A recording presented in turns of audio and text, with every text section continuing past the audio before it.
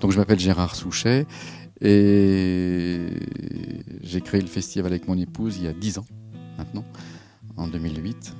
Une aventure un peu folle qui n'a jamais été programmée pour arriver à ce qu'on propose maintenant. Au départ, c'était juste plus pour faire plaisir à nos amis. Et c'est révélé qu'au cours des années, eh bien, les amis des amis, des amis des amis sont venus nous rejoindre pour participer à cette aventure absolument incroyable. Tout départ, en fait, ça n'a jamais été un projet financier. Ça, c'est la première chose.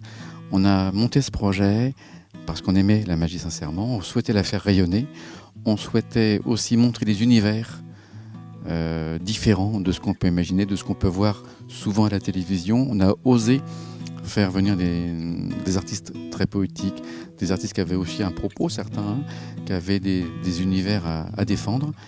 On n'a jamais été dans le sens de ce qui se faisait à la mode. C'est un petit peu ça aussi la force du festival. Et surtout, cette aventure est avant tout humaine. C'est-à-dire qu'on a eu très vite la chance d'être très bien entouré par une équipe incroyable et qui a su donner en fait un vrai sens au projet. On n'était pas dans une démarche de communication, mais plutôt de sincérité.